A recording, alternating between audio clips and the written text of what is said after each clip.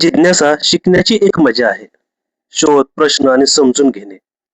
जिज्ञासा म्हणजे काय? काहीतरी जाणून घेण्याची, समजून घेण्याची तीव्र इच्छा.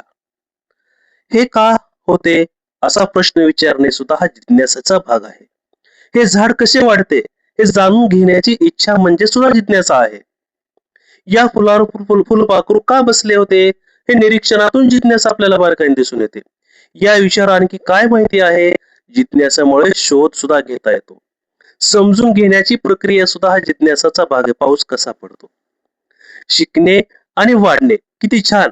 मला नवीन काहीतरी शिकायला मिळाले. नवनवीन कल्पना सुचतात, हा सुद्धा सर्जनशीलतेचा भाग आहे.